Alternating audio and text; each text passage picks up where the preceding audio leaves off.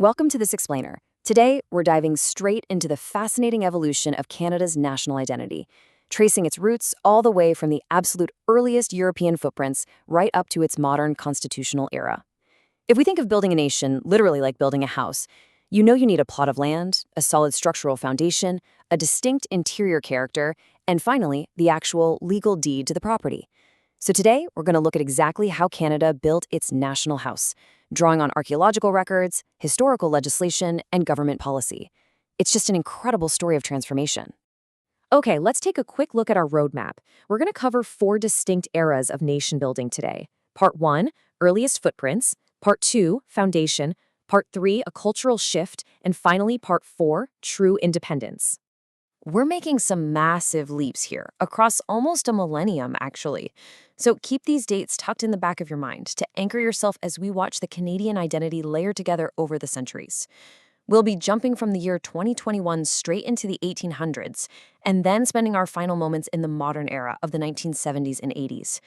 Keeping this exact sequence in focus really helps clarify how each step was an absolute prerequisite for the next. All right, part 1, earliest footprints. The Norse at L'Anse aux Meadows.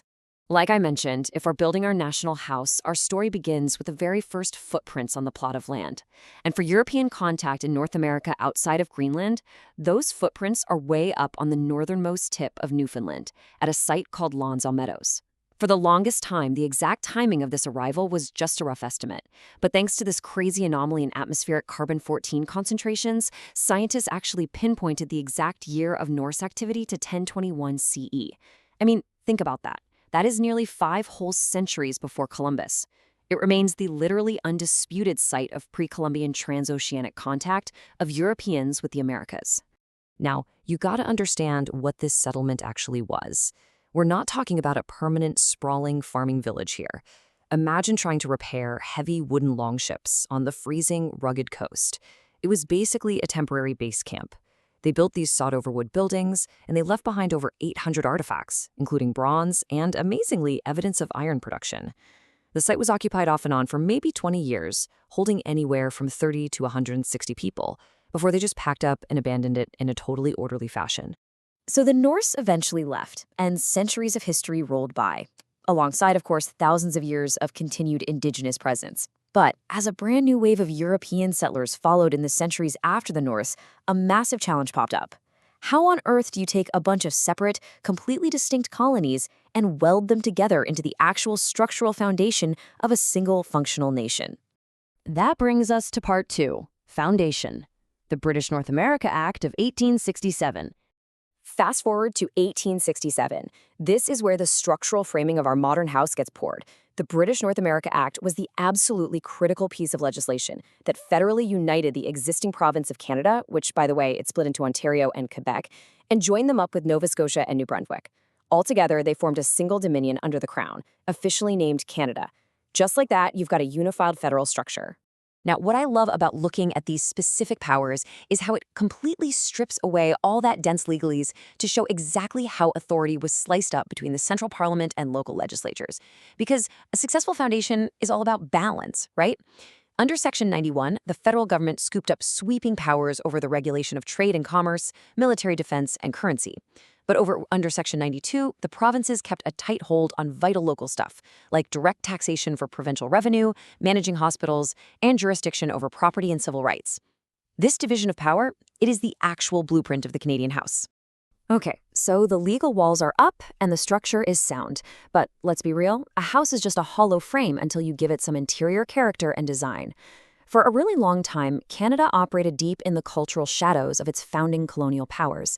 So the big question was, how does a dominion evolve its own unique, distinctly modern culture? Let's find out in part 3, a cultural shift, the 1971 multiculturalism policy.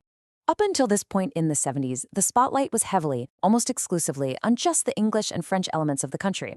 But demographics were shifting fast. So in 1971, Prime Minister Pierre Elliott Trudeau's government responded with a truly groundbreaking official policy, committing to these 4 specific avenues to support multiculturalism within a bilingual framework.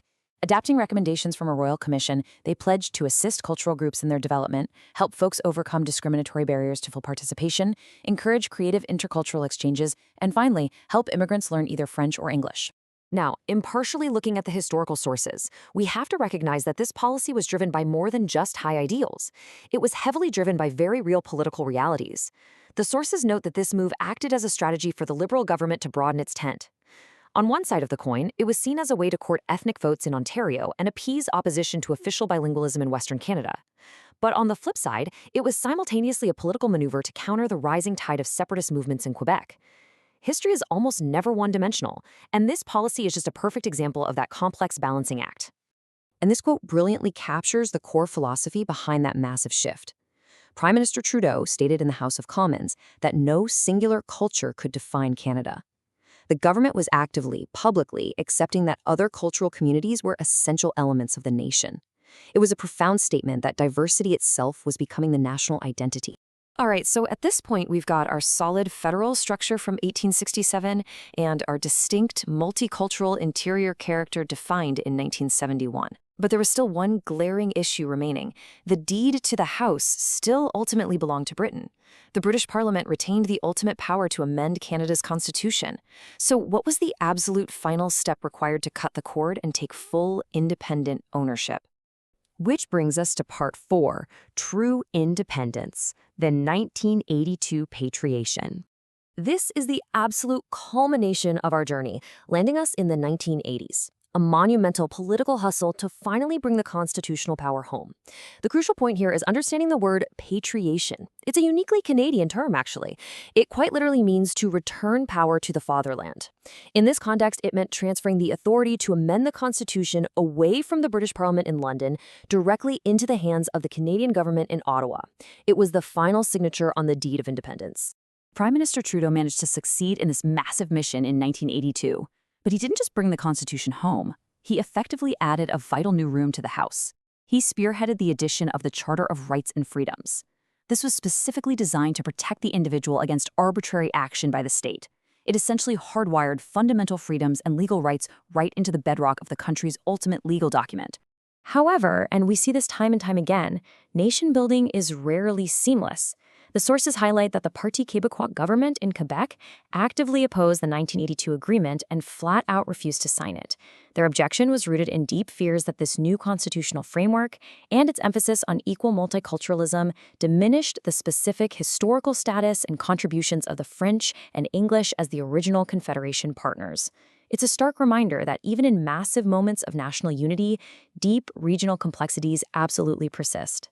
And that brings us to the end of this incredible timeline. We've watched Canada completely transform from a temporary sod-roofed Norse outpost in 1021 to a divided set of colonies united by a structural act in 1867 to a state officially embracing a multicultural identity in 1971 and finally crossing the finish line into total constitutional independence in 1982.